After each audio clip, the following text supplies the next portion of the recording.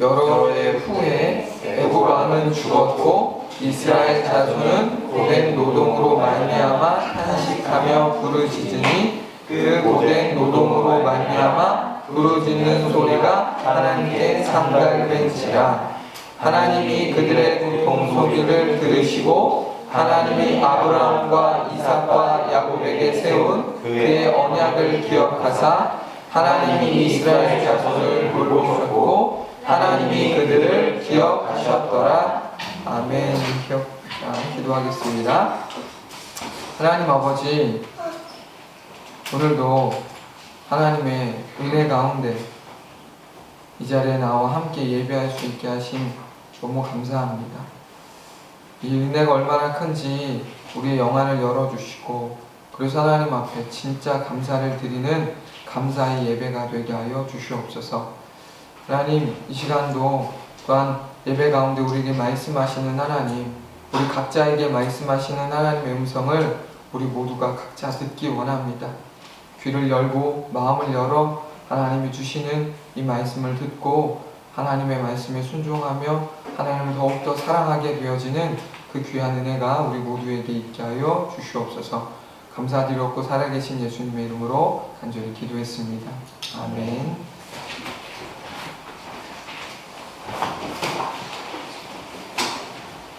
아이를 키우다 보면 예상치 못한 수많은 일들을 겪게 되어지는데요. 그 중에서도 가장 당황스럽고 속상할 때가 언제죠?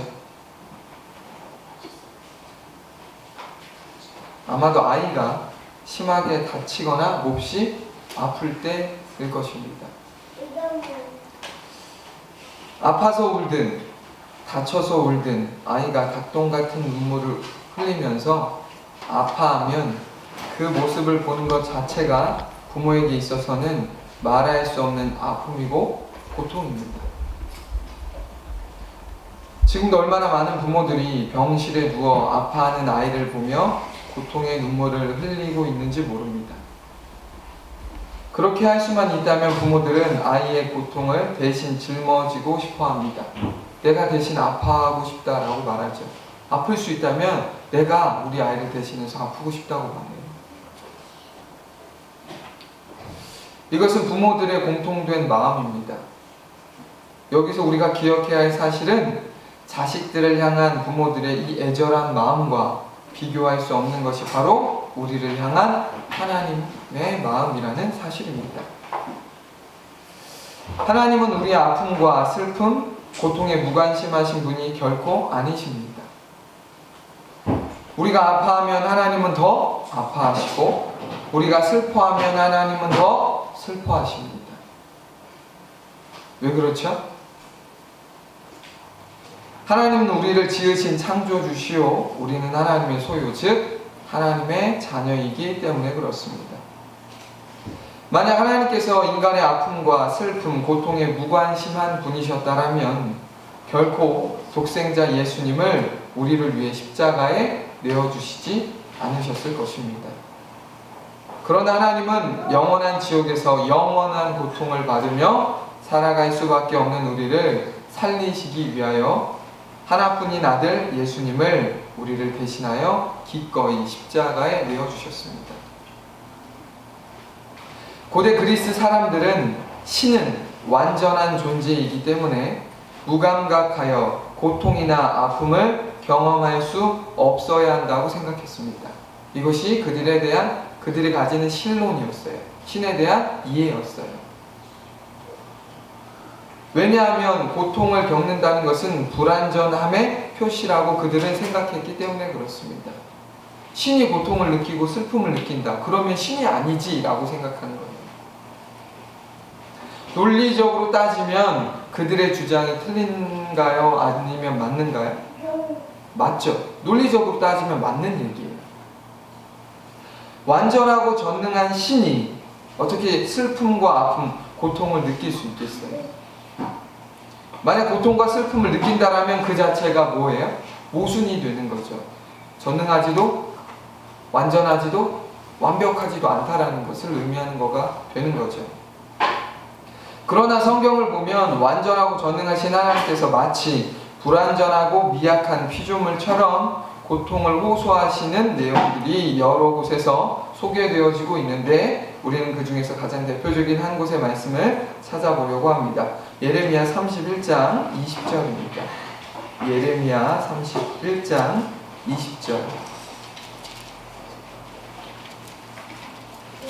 예레미야 31장 20절의 말씀을 한번 보겠습니다.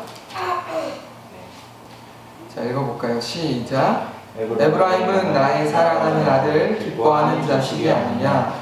내가 그를 책망하여 말할 때마다 깊이 생각하노라. 그러므로 그를 위하여 내 창자가 들끓으니 내가 반드시 그를 불쌍히 여기리라. 여호와의 말씀이니라. 아멘. 하나님은 선지자 예레미야를 통해 끊임없이 불순종한 에브라임을 뭐라고 말씀하셨어요? 뭐라고 부르셨죠? 나의 사랑하는 아들, 기뻐하는 자식이다 라고 말씀하셨습니다. 그리고 그들의 불순종과 패역함으로 인해 하나님은 그래서 꾸짖고 또 책망하셨죠. 사랑하는 아들이고 기뻐하는 자식이지만 그들이 불순종의 길을 걷자 하나님은 하나님의 사람을 통해 그들의 어리석음을 책망하셨어요. 꾸짖으셨어요. 그런데 우리가 주목해야 될 건 뭐냐? 하나님께서 그렇게 하나님의 사람들을 보내서 책망하고 꾸짖으실 때 하나님의 마음이 어떻다라고 지금 말씀하고 있죠? 창자가 들끓는다. 다시 말하자면 창자가 끊어지는 고통을 느끼고 있다라고 말씀하셨다는 거예요. 너 잘못했어. 너 틀렸어. 이렇게 살면 안 돼. 돌이켜. 회개해. 라고 하나님의 사람을 통해 말씀하시도록 하셨지만 그렇게 말씀하도록 하시는 하나님의 마음이 어땠다고요? 창자가 끊어지는 것 같은 고통을 느끼셨다라는 거예요.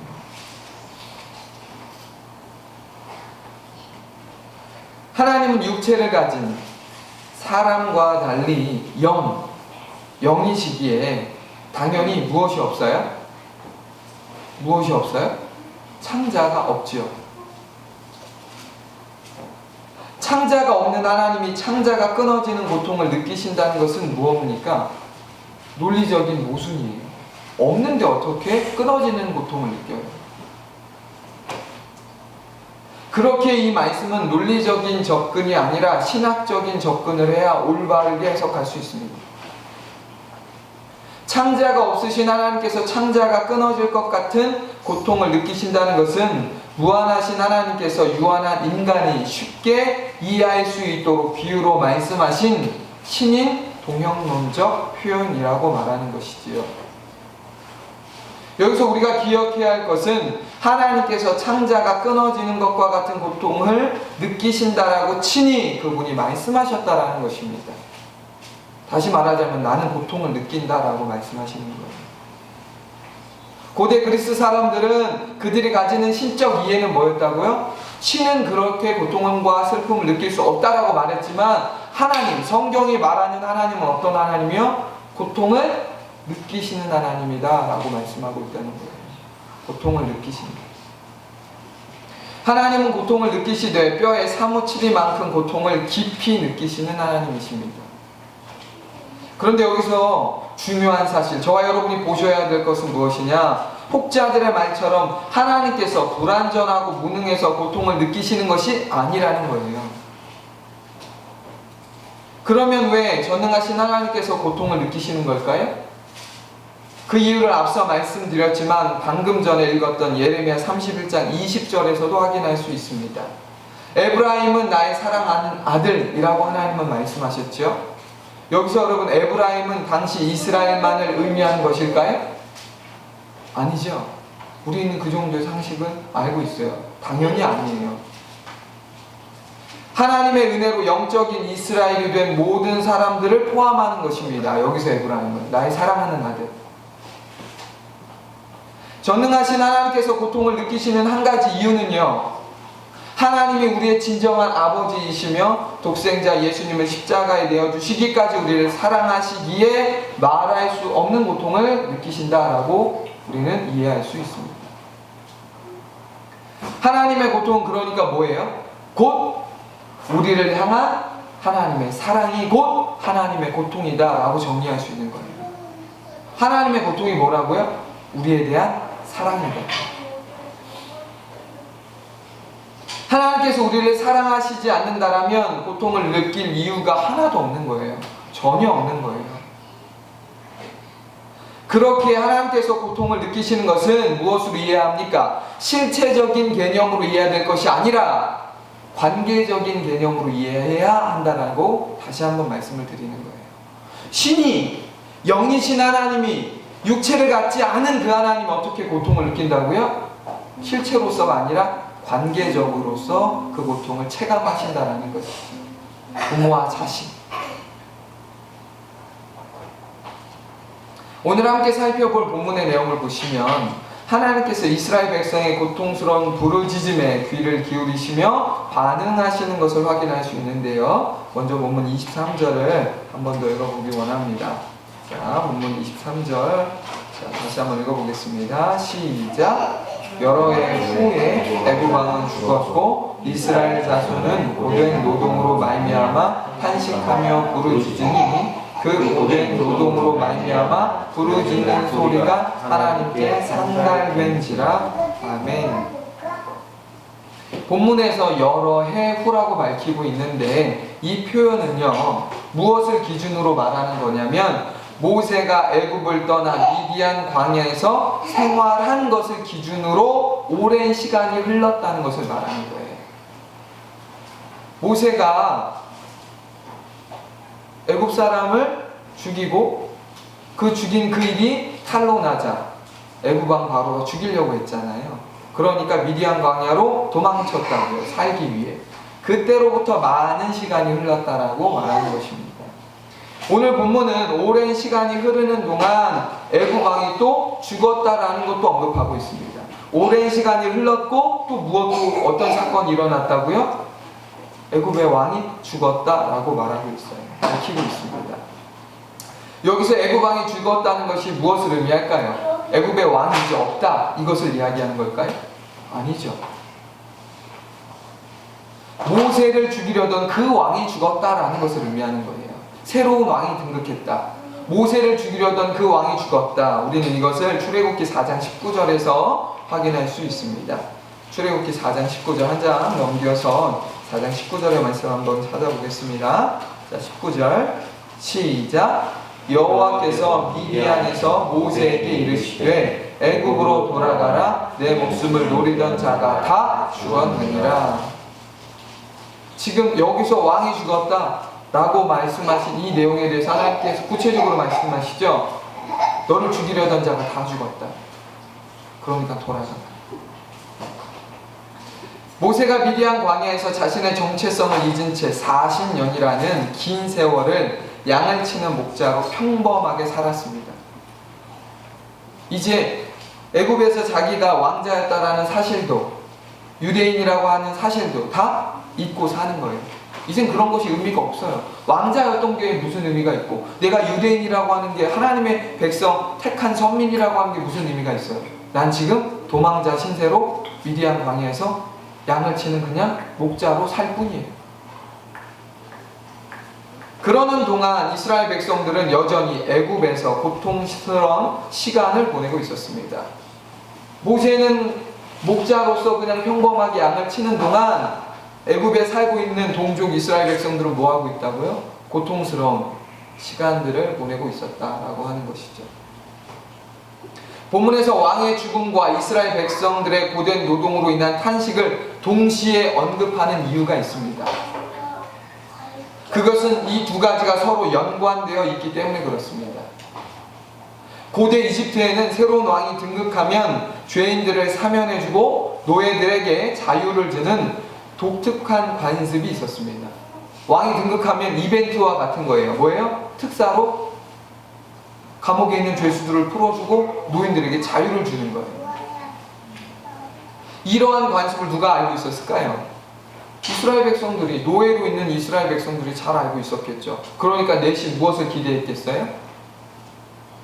왕이 새로 등극함과 동시에 이제 우리도 자유를 좀 누리겠구나, 이제 좀 해방될 수 있겠구나 라고 생각하는 거예요. 그런데 어찌 된 일인지 이스라엘 백성들의 기대와 달리 새로운 왕이 등극했음에도 불구하고 그들의 형편과 상황은 조금도 나아지지 않았습니다. 오히려 더욱 힘들어진 거예요. 이를 견디다 못한 이스라엘 백성들이 탄식하며 그래서 부르짖은 것입니다. 본문에서 부르짖다로 번역된 히브리어는 자크라는 단어인데, 이것은 막다른 상황에 부딪혀 외치는 절규에 가까운 외침입니다. 그러니까 그냥 큰 소리를 의미하는 게 아니라 절규예요. 절규. 살려달라는 절규예요. 물에 빠진 사람이 살려주세요라고 크게 외칩니까? 절규에 가깝게 외치죠. 살려주세요. 그것과 똑같은 이야기예요. 이 대목에서 저와 여러분이 주목해야 할 사실은 무엇이냐? 고된 노동으로 지쳐 탄식하며 살려달라고 외치며 기도하는 그들의 탄식 소리를 하나님께서 들으셨다라고 성경은 말합니다. 24절이죠. 본문 24절 읽어보겠습니다. 시작. 하나님이 그들의 고통 소리를 들으시고 하나님이 아브라함과 이삭과 야곱에게 세운 그의 언약을 기억하사. 아멘. 이스라엘 백성이 아무리 크게 부르짖는다 해도 하나님께서 듣지 않으신다라면 의미가 있나요? 아무런 의미가 없죠. 하나님이 들어야 의미가 있는 거죠. 근데 성경은 오늘 말하죠. 그들이 부르짖었는데 하나님께서 들으셨다라고 말하고 있습니다. 본문에서 들으시고로 번역된 히브리어는 쉐마입니다. 쉐마. 이 쉐마라고 하는 단어는 주의 깊게 듣다, 경청하다라고 하는 의미를 가지고 있습니다. 그러니까 그냥 듣는 것과는 다른 거예요. 주의 깊게 듣는 거예요. 경청해서 듣는 거예요. 그러니까 하나님께서 이스라엘 백성들의 그 외치는 그 절규에 외친 그 소리를 들으시되 어떻게 들으셨다는 거예요? 귀를 가까이 대고 주의를 기울여 경청하셨다라는 거예요. 그러면 이스라엘 백성들이 이때 처음으로 여러분 탄식하며 부르짖었겠습니까? 지금 노예로 산 게 몇 년인데, 고된 노동을 한 게 몇 년인데,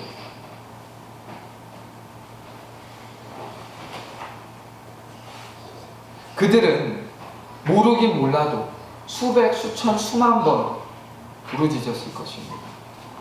살려달라고, 도와달라고, 힘들다고, 이 상황에서 벗어나게 해달라고 부르짖었을 거예요. 그러나 하나님은 그때까지 구체적이고 실제적인 반응을 그들에게 하지 않으셨다는 것을 여러분 보셔야 합니다. 수많은 시간 동안 그들이 부르짖습니다. 살려달라고 좀! 살려달라고. 하나님 저 이제 그만하고 싶다고. 나 이 생활 그만하고 싶다고. 날 좀 여기서 구출해달라고. 절규에 가까운 외침을 수도 없이 했을 거예요. 그러나 하나님께서 그들의 외친 그 소리에 응답하지 않으셨어요. 반응하지 않으셨어요. 아주 오랜 시간. 왜죠? 왜 하나님 그들의 외치는 그 절규에 가까운 소리를 들으시고 경청하셨음에도 불구하고 왜 못 들은 척 가만히 계셨을까요? 이건 대단히 중요한 질문이에요. 왜냐? 때가 차지 않았기 때문에 그렇습니다.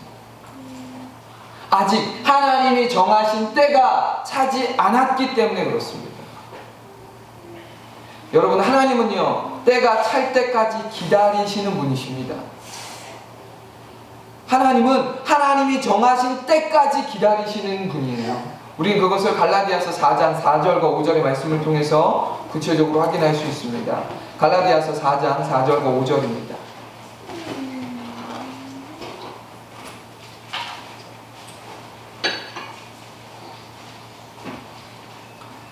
자, 찾으셨으면 한번 읽어볼까요? 자, 갈라디아서 4장 4절에서 5절까지의 말씀, 두 구절의 말씀 읽어보겠습니다. 시작!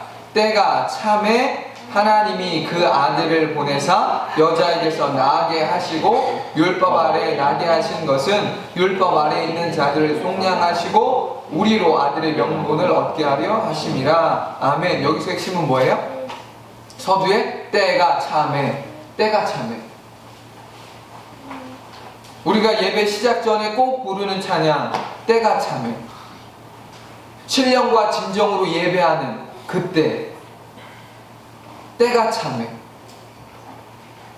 하나님은 아무 때나 즉흥적으로, 감정적으로 일하시는 분이 아니시라고 성경은 말합니다.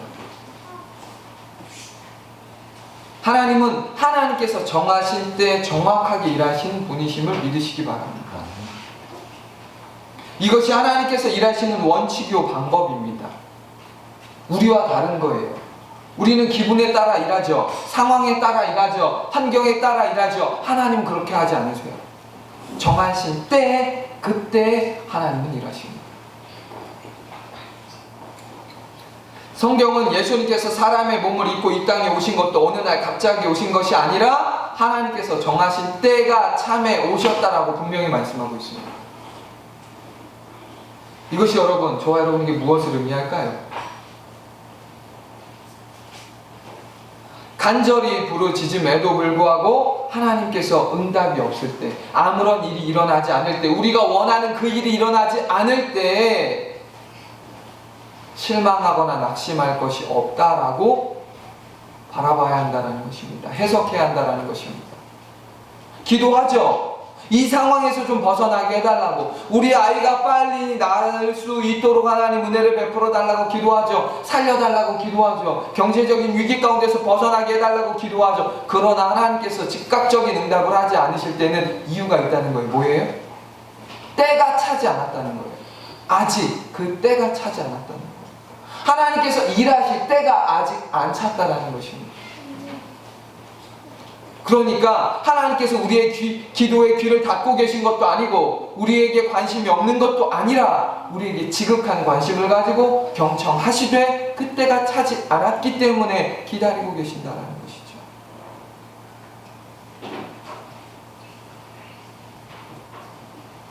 그렇게 저와 여러분은 낙심하거나 실망하지 않으시는 그런 믿음의 삶을 살기를 예수님으로 축원합니다.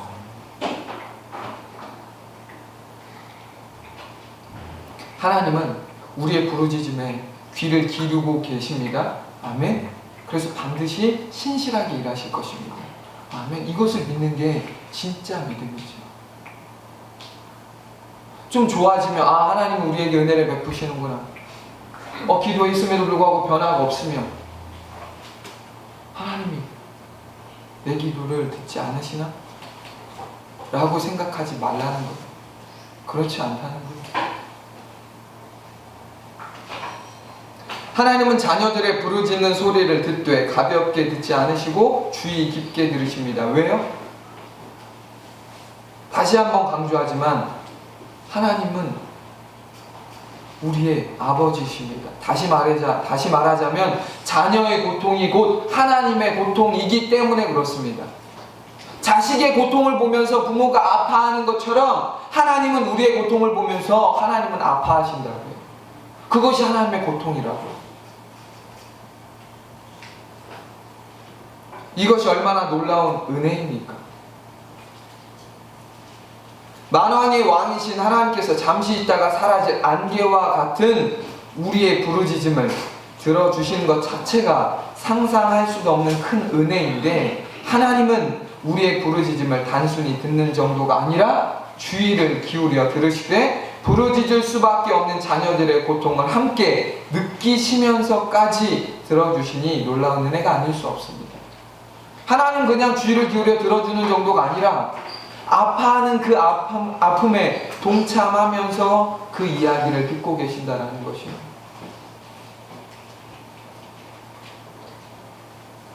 그렇게 우리가 하나님을 찾고 부르짖을 때 가져야 할 확신이 무엇이라고요? 하나님께서 우리의 부르짖음에 항상 귀를 기울여 듣고 계실 뿐만 아니라 우리의 아픔과 고통을 함께 느끼고 계시다라고 하는 사실을 확신을 가져야 한다는 거예요. 여러분, 우리 아이를 키우지만 우리가 아이들의 말에 귀를 기울이며 경청합니까? 늘? 안 그래요. 그렇지 않습니다. 들어도 못 들은 척할 때도 많아요. 그리고 힘들고 지치면 듣고 싶지 않을 때도 많아요. 저만 그런가요? 부모들 다 그래요. 내 몸이 힘들면 아무리 아이가 뭐 해달라 저거 해달라 힘들다 말해도 나도 힘들어 라고 말한다고. 그리고 못 들은 척도 한다고. 그러나 하나님은 어떻게 한다고요? 내가 힘들어서, 내가 아파서, 속상해서, 괴로워서 울부짖으면 하나님은 그 모든 나의 부르짖음을 다 하나하나 빠짐없이 다 듣고 계시고, 내가 아파할 때 같이 아파하고 계신다라는 사실입니다. 내가 괴로워할 때 같이 괴로워하신다라고 하는 사실입니다. 이것이 하나님의 사랑입니다. 이것이 하나님의 고통이랍니다.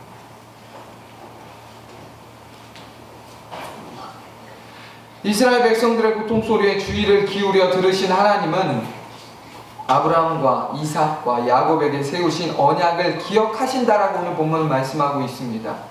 우리는 그 언약을 기억하신다라고 말씀하신 그 언약이 어떤 내용인지를 창세기 15장 13절에서 21절까지의 내용을 통해서 확인할 수 있습니다.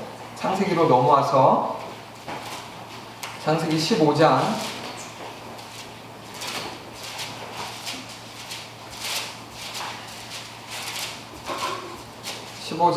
13절에서 21절까지의 좀 긴 말씀이지만 이 내용을 같이 함께 읽어보기 원합니다. 시작. 여호와께서 아브라함에게 이르시되 너는 반드시 알라. 내 자손이 이방에서 객이 되어 그들을 섬기겠고 그들은 400년 동안 내 자손을 괴롭히리니 그들이 섬기는 나라를 내가 징벌할지며 그 후에 내 자손이 큰 재물을 이끌고 나오리라. 너는 장수하다가 평안히 조상에게로 돌아가 장사될 것이요 내 자손은 4대 만에 이 땅으로 돌아오리니 이는 아모리 족속의 죄악이 아직 가득 차지 아니함이니라 하시더니 해가 져서 어두울 때 연기나는 화로가 보이며 타는 횃불이 쪼갠 고기 사이로 지나가더라. 그날에 여호와께서 아브라함과 더불어 언약을 세워 이르시되 내가 이 땅을 애굽 강에서부터 그 큰 강 유브라데까지 내 자손에게 주노니 곧 미텐 족속과 그니스 족속과 간몬 족속과 헷 족속과 브리스 족속과 르바 족속과 아모리 족속과 가나안 족속과 기르가스 족속과 여부스 족속의 땅이니라 하셨더라. 아멘.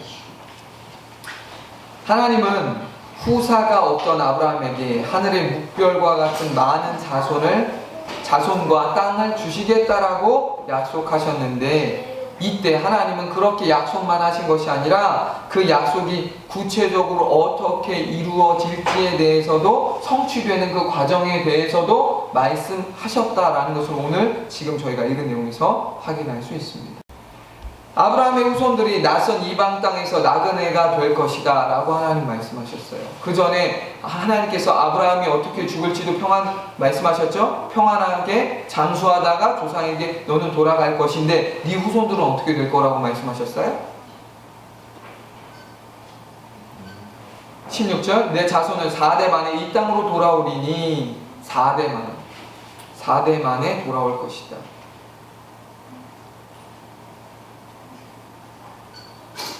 이 후손들은 이방 땅에서 나그네가 되어 그 땅의 사람들을 무려 400년 동안이나 섬길 것인데 그들은 아브라함의 후손들을 무엇으로 삼는다고요? 종으로 삼고 몹시 괴롭힐 것이다 라고 말씀하셨어요. 이 일이 그대로 이루어졌죠. 놀랍게도 그대로 성취되었습니다. 여기서 우리가 눈여겨보아야 할 것은 하나님께서 이미 그 기간을 400년으로 정해두셨다라고 하는 것입니다. 하나님 그것을 아브라함에게 이미 말씀하셨어요. 아브라함은 누구에게 말했을까요? 이삭에게 말했겠죠. 이삭은 야곱에게 얘기했겠죠. 우리가 어떻게 될지에 대해서 하나님이 말씀하신 그 예언의 말씀에 대해서 후손들에게 끊임없이 말했을 것입니다. 어떻게 될지에 대한 그 일들을. 하나님께서 정해주신 그 기간이 끝나면 하나님은 아브라함의 후손을 종으로 삼았던 그 나라를 징벌하실 것이고 아브라함의 후손들은 많은 재물을 가지고 그 땅에서 나와 하나님께서 주시기로 약속하셨던 그 땅을 차지하게 될 거다라고 분명히 말씀하십니다. 저희가 읽었던 이 어떤 족속 그들의 땅 이야기하는 게 뭐예요? 그들의 땅을 너에게 줄 거야. 너희 후손들에게 줄 거야. 그것이 약속의 땅 가나안이잖아요.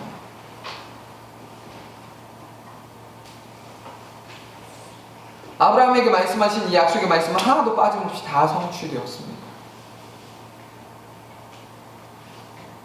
오늘 본문에서 하나님께서 아브라함과 이삭과 야곱에게 세우셨던 언약을 기억하신다라고 하신 내용이 바로 이거예요. 그들도 알고 있는 내용이에요.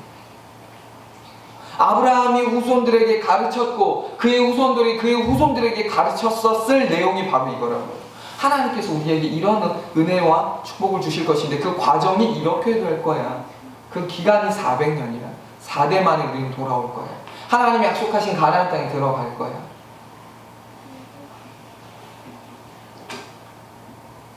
문제는 그런데 뭐예요? 하나님은 정확하게 그 기간을 기억하고 계셨지만 이스라엘 백성들은 노예 생활을 하면서 힘들고 괴롭고 어렵다 보니까 무엇을 잊었을까요? 무엇이 희미해졌을까요? 하나님이 약속하신 이 400년이라고 하는 기간과 그 과정에 대해서 하나님이 사람들이 잊었다는 거죠. 하나님은 기억하시는 거예요. 그런데 여러분 보세요. 하나님께서 한 번에 그냥 그 땅을 주시면 좋은데 그렇게 하지 않으신 이유를 우리는 또 잠깐 보아야 되지 않겠습니까? 16절 뭐라는 거예요? 아모리 족속의 죄악이 아직 가득 차지 않았기 때문에. 하나님께서 그냥 주실 수 있어요. 두 가지죠. 하나님은 이스라엘 백성을 훈련하시기 위함도 있어요. 그러나 또 하나 무엇도 차지 않은 거예요? 그들의 죄악이 차지하는 거예요. 그들의 죄악이 차기까지 기다렸다. 바꿔 말해볼까요? 하나님 그들이 그러면 죄 지을 때까지 기다려주셨다라는 것이 이 본문에서 말하는 의미인가요? 하나님 기회를 주신 거예요. 끊임없이.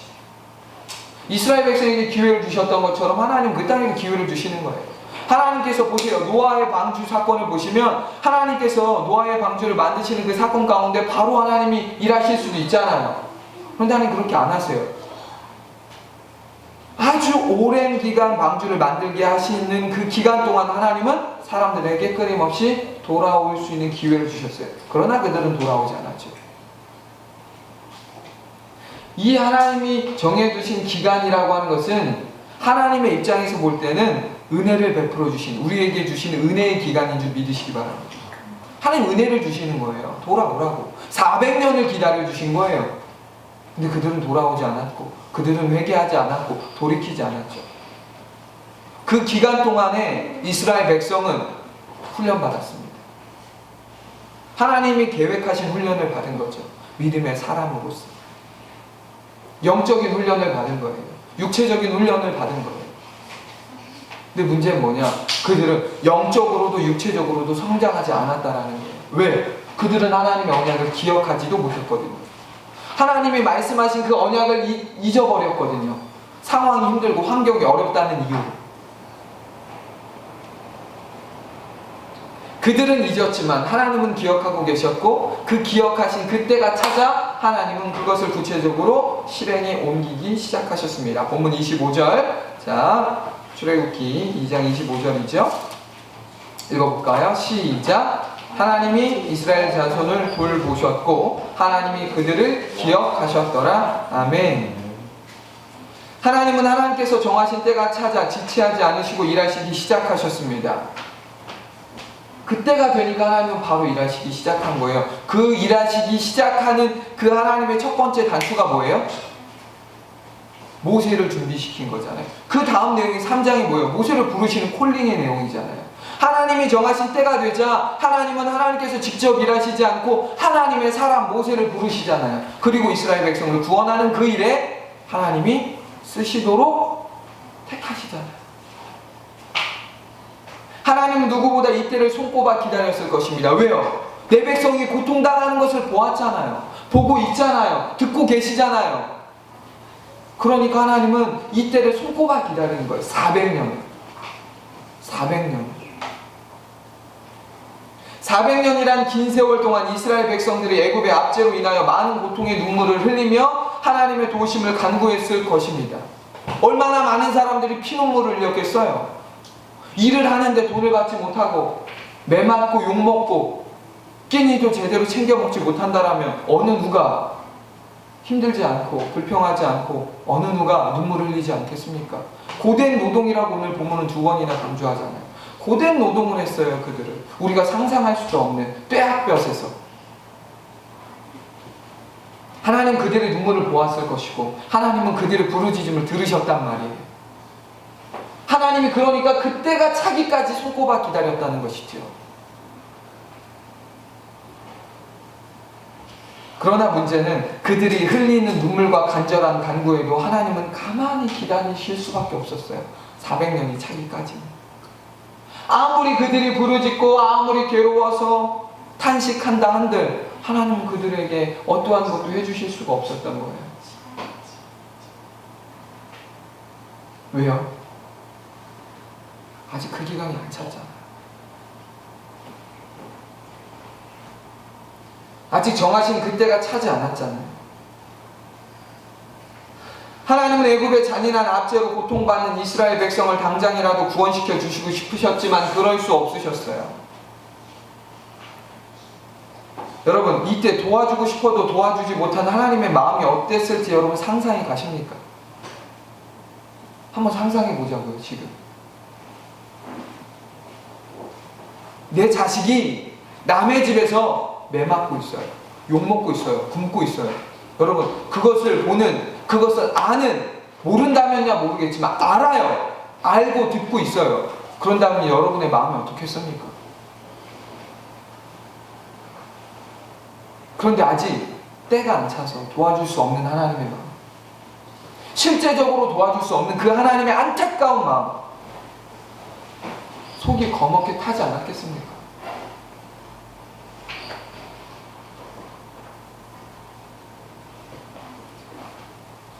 하나님의 마음은 갈기갈기 찢어졌을 거예요.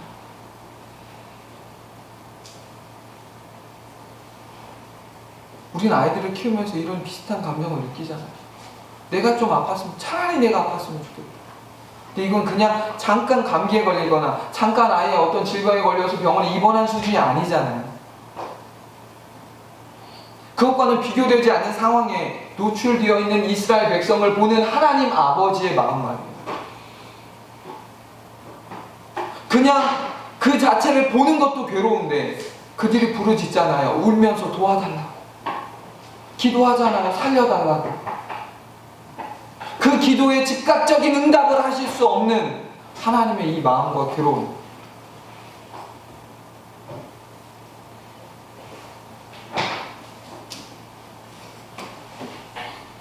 근데 문제는 하나님의 이 애타는 마음, 하나님의 고통을 전혀 이해하지 못한 이스라엘 백성들은 기도에 응답하지 않으시는 하나님께 원망과 불평을 했을 거라는 거예요.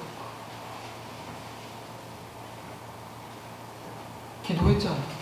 그렇게 간절히 하나님을 찾았잖아요. 그런데 하나님이 주무시나? 하나님 우리에게 더 이상 관심이 없나? 하나님 귀를 막고 계신가?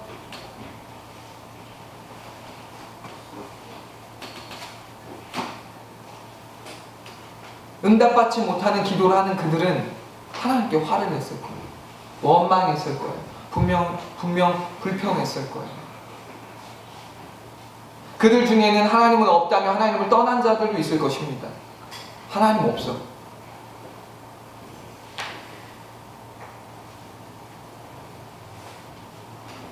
왜 이들이 이렇게 반응하죠?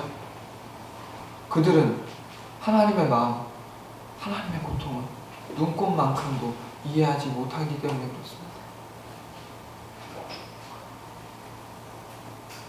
그저 내 상황과 환경만 보는 거예요. 내가 지금 죽겠거든요. 내가 지금 너무 힘들거든요. 그런데 하나님이 내 기도에 응답하시지 않잖아요. 하나님의 마음이 어떨지, 하나님이 우리를 보는 하나님의 마음과 고통이 어떨지에 대해서 관심이 없어요. 그것까지 볼 그것도 없어요. 그냥 오로지 내 상황, 오로지 나의 몸의 피곤함, 오로지 나의 형편, 거기에 꽂혀서 하나님은 어떠신지, 어떠실지 보지 않는 거예요.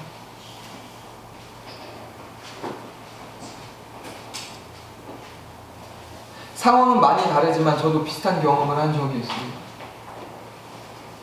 몇 년 전에 하연이 눈에 다래끼가 난 적이 있었어요. 시간이 지나면 가라앉겠지라고 생각했는데 시간이 지날수록 눈에 다래끼가 점점 커졌습니다. 그래서 어쩔 수 없이 하연이를 데리고 안과에 데리고 왔고 의사 선생님을 만나서 진찰을 받는데 선생님께서 어쩔 수 없이 약을 먹어도 안 되니까 다래끼를 찢어야겠다라고 말씀하셨어요. 해보신 분들은 아시겠지만 마취를 하지 않습니다. 생사를 찢어야 돼요, 메스로.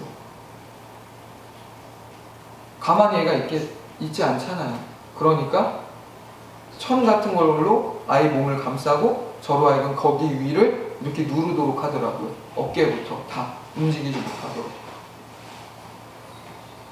그리고 선생님이 날카로운 메스로 아이의 다래끼나 눈을 찢어요. 그리고 거기에 찬 고름을 인정사정 볼 것 없이 짜죠. 남아있으면 안 되니까. 안 아파오면 모르겠지만 엄청 아팠을 것이고 그 상황이 너무 겁에 질렸을 거예요. 그럼 하연이가 막 몸부림쳐요. 저 작은 아이의 몸에서 얼마나 큰 힘이 나왔는지 제 몸이 휘청거릴 만큼. 도와달라. 아빠 너무 힘들다. 아빠 이제 풀어달라고 막 우는 거예요. 어쩌면 하연이는 저를 원망했을지도 몰라요.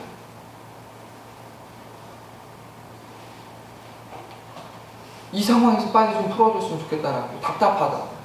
하연이가 막 그랬어요. 답답해. 아빠 너무 답답해. 나 좀 풀어줘. 근데 저는 그렇게 해줄 수가 없었어요. 선생님이 다 하실 때까지 저는 하연이를 꽉 붙잡고 있었던 거예요. 그거밖에는 제가 할 수 있는 일이 아무것도 없었어요. 마음 같아서 당장 풀어주고 싶었죠. 답답해하는 하연이한테. 울부짖는 하연이를 보면서 어떻게 제가 그렇게 계속 붙잡고 있겠어요. 저는 하연이 얼굴을 볼 수도 없었어요. 그래서 하연이의 가슴에 제 얼굴을 묻고 가만히 그 아이의 소리만 들었어요. 정말 가슴이 찢어질 것 같았어요.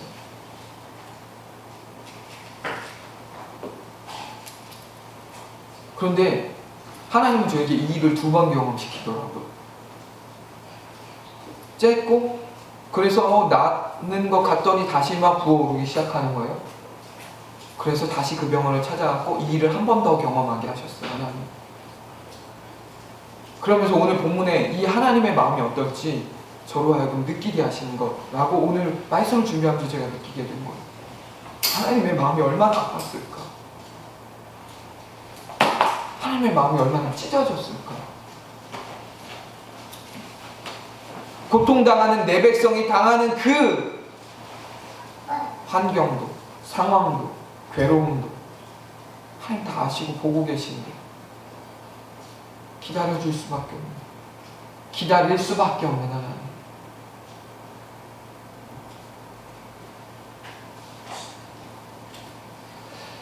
노벨 문학상 수상 작가이며 홀로코스트 생존자인 엘리 위제르라는 사람이 있습니다.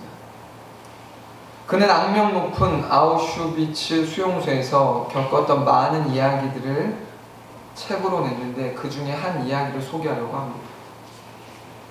어느 날 유대인 포로 수용소에서 많은 유대인들이 지켜보는 가운데 2사람을 교수형에 처하고 있었습니다.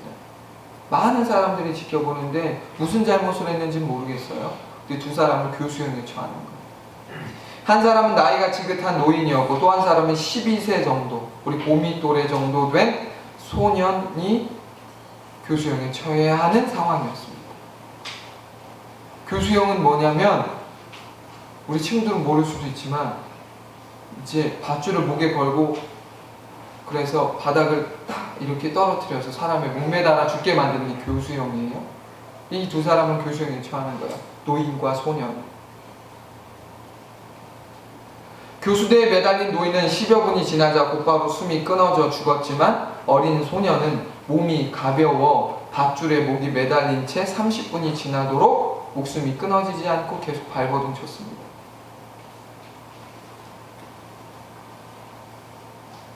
이런 참혹한 광경을 바라보고 있던 수용소의 유대인들은 하나님은 어디 계시기에 저 소년이 저렇게 고통스러워하는데도 그냥 내버려 두시는가 하고 원망 섞인 불평을 너도 나도 했습니다. 막 하는 거예요. 어떤 사람은 욕을 했을지도 몰라요. 하나님께 삿대질을 했을지도 몰라요. 하나님은 죽었다라고 말했을지도 몰라요. 그러자 그들 중 어떤 한 사람이 이렇게 말했습니다. 우리 하나님은 저기 교수대에 매달린 저 소년과 함께 매달려 계시고 저 소년과 함께 아파하시며 고통당하고 있습니다 라고 말했습니다. 하나님 어디 있어? 저렇게 고통스러워하는 아이를 보면서 하나님 지금 뭐하고 있는 거야? 라고 사람들이 원망과 불평할 때 이 한 사람이, 하나님의 마음을 아는, 하나님의 고통을 아는 한 사람이 이렇게 말한다고요. 하나님은 지금 저 소년과 함께 매달려 계시고 저 소년과 함께 고통스러워하시며 저 소년과 함께 죽어가고 있다.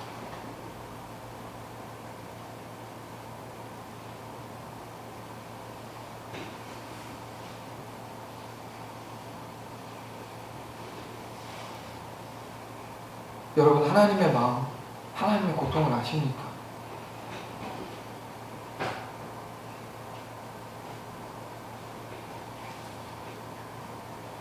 하나님의 마음과 그분의 느끼시는 고통을 모르면 우리도 이들처럼 하나님께 원망하고 불평하고 하나님 어디 계시냐 없다라고 말할 것이고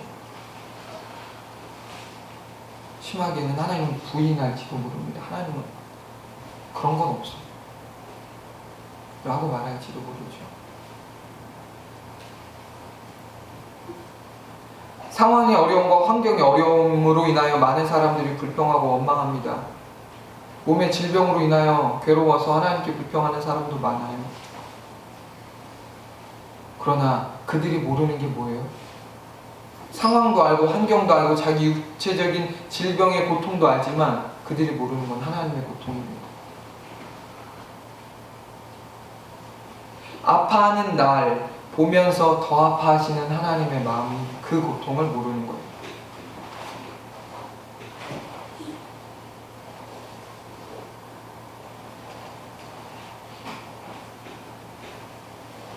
하나님은 우리의 고통을 아시는 정도가 아니라 우리가 당하는 여러 가지 고통들을 함께 느끼시고 아파하시고 괴로워하시는 하나님이십니다. 여러분이 지금 어떤 고통을 느끼고 있고 어떤 어려움을 겪고 있고 어떤 괴로움 가운데 있든지 간에 하나님은 그것을 모르지 않아요. 그냥 아는 게 아니라 같이 아파하시고 같이 힘들어하시고 같이 괴로워하신다는 것입니다. 이것을 모르면 원망하고 불평하고 비관하고 하나님을 떠나고 하나님을 저주할 수도 있어요.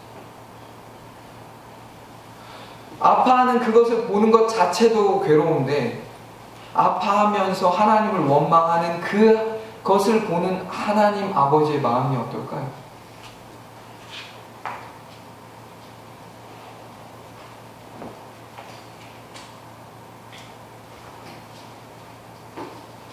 말로 다 표현할 수 없을 것이요. 여러분, 어떤 사람이 성숙한 크리스찬입니까? 성경을 많이 아는 사람이요? 신앙생활 오래 한 사람입니까? 봉사 많이 하는 사람인가요? 하나님의 마음을 아는 사람이 진짜 성숙한 크리스찬인 줄 믿으시기 바랍니다. 하나님의 마음, 하나님의 그 괴로워하시는 그 고통. 하나님은 지금 한국교회를 보면서 얼마나 고통스러워하실까요? 하나님은 저와 여러분을 보면서 얼마나 고통을 호소하고 계실까요?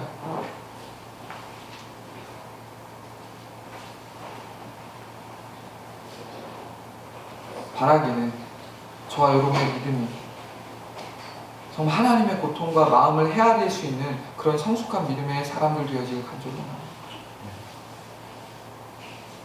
우리의 상황과 환경과 지금 처한 이것들만 볼 게 아니라 우리의 눈을, 우리의 시선을 하나님께로 돌려야 한다는 것입니다. 그분이 지금 나를 어떻게 보시고 이 나라를 어떻게 보시고 한국교회를 어떻게 보실지 말이죠.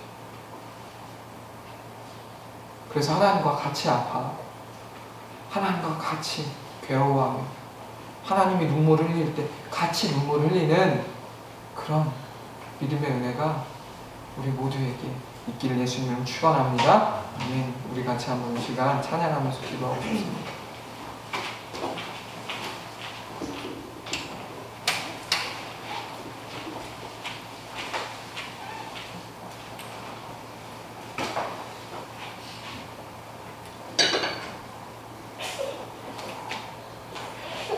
하나님 아버지의 마음이라는 찬양이죠. 이 찬양의 가사를 한번 읽어드리겠습니다. 아버지 당신의 마음이 있는 곳에 나의 마음이 있기를 원해요. 아버지 당신의 눈물이 고인 곳에 나의 눈물이 고이기 원해요. 아버지 당신이 바라보는 영혼에게 나의 두 눈이 향하길 원해요. 아버지 당신이 울고 있는 어두운 땅에 나의 두 발이 향하길 원해요. 나의 마음이 아버지의 마음을 알아 내 모든 뜻 아버지의 뜻이 될 수 있기를. 나의 온 몸이 아버지의 뜻 아버지의 마음을 알아 내 모든 삶 당신의 삶이 되기 원합니다 라고 하는 찬양의 가사인데, 이 찬양을 같이 고백하면서 하나님의 마음을, 지금까지 외면하고 모르고 있었던 하나님의 마음에 우리가 관심을 갖는, 그 마음을 알아가기를 소원하는 그런 은혜가 있었으면 좋겠습니다. 찬양하겠습니다.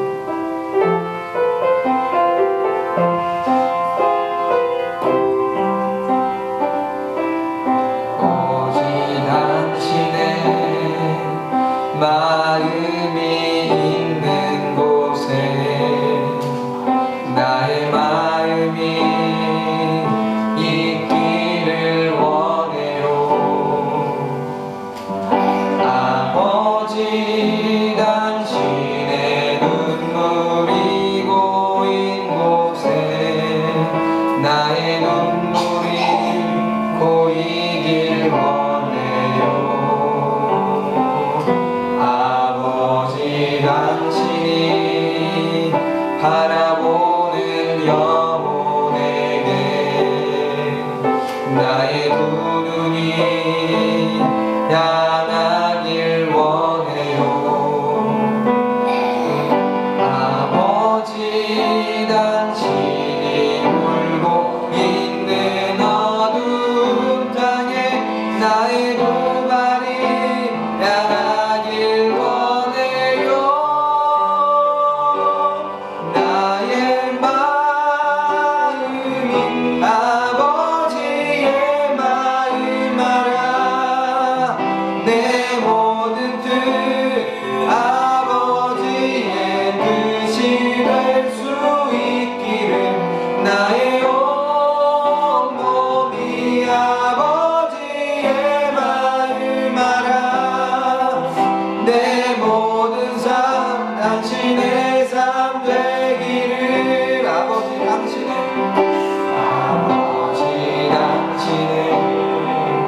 마음이 있는 곳에 나의 마음이 있기를 원해요.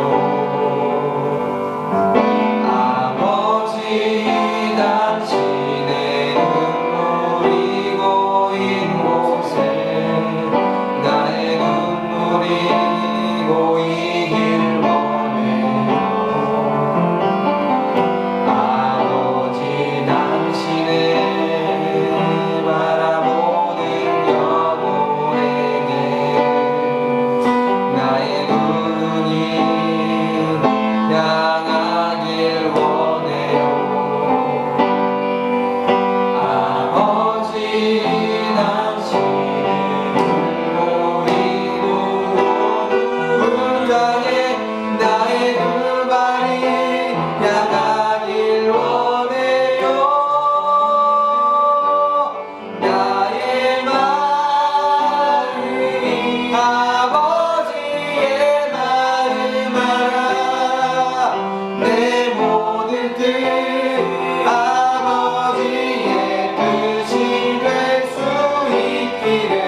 나의 온 몸이 아버지의 마음 알아 내 모든 삶 당신의 삶 되기를. 나의 마음